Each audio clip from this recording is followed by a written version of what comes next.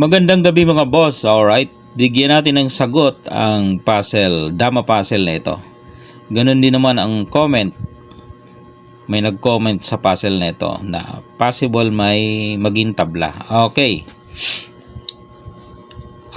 Unang sulong ang puti, talo ang itim. Okay.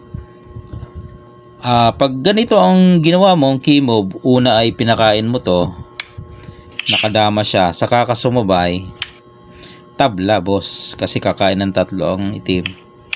Kakain ka rin ng tatlo, parehas lang piyesa nyo. Hindi, lugi ka pa nga tatlo na lang sa'yo may dama ka nga, kanya apat, may dama rin. Hindi mo tatalunin, tabla. So mali yun, no? Yung nag-comment ng 9.5 agad, mali. Ngayon, meron naman nag-comment 14.3 tapos pakain 2, kain 3. Ay dadama naman to boss. Punta ka dyan, dadama siya dito. So parehas kayo ng pyesa, tig-isang dama. Medyo matagal, pwede pa rin mauwi sa draw once na magkamali ka ng timing. Halimbawa dito ka, ayan na siya. Di ba? Pag dama mo, pwede niya ipakain. So matagal na proseso, pwedeng mauwi sa draw. Matalo mo man, tagal.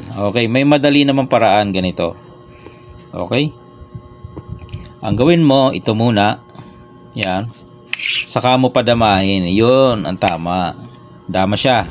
Saka ka ngayon magpa-2.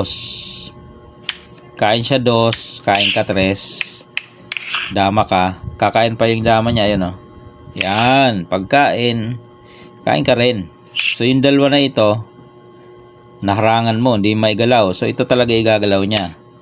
Ngayon, dito ka, baba. Para umilag siya, Pag hindi siya umilag, kakainin mo. Inilag niya. So dito ka ngayon. Dito na nag-comment na may tablahan. Kasi ang gagawin daw ng itim, baba, kakainin. Tapos baba dito. Siyempre daw, susuportahan mo yan. Tabla daw, gawa ng ipapakain ito. Lulusot na yung isa. Okay? So kung dito yung dama mo, idadama niya, hindi mo na mahuhuli.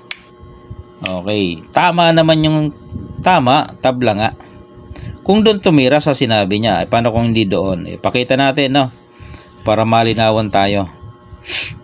Para masagot natin yung comment niya. Okay, balik natin. So pakain tayo dito. Pinadama, pinados.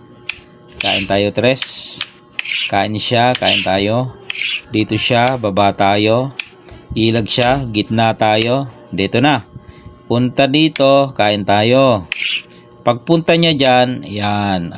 Ito daw isulong. Mali nga boss. Yan ang mali, Hindi mo, nakalimutan mong repasuhin na may sulong dito ang dama. Dito, yan.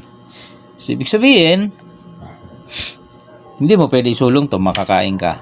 Pag dito ka naman, matik, talo ka na. Dito lang siya okay? So anong choice mo talaga dito? Dito ka. Yan. Okay? So pag sulong mo dyan, dito lang yung dama, sa likod mo. Yan. So hindi mo siya maisulong. Kain ka dyan. Di ba? Pag dito naman, ubos ka dyan. Okay? So ano magiging choice mo? Ang magiging choice mo dito is pakain mo ito, tapos bababa ka rito. Ito, yung dama mo, dito lang.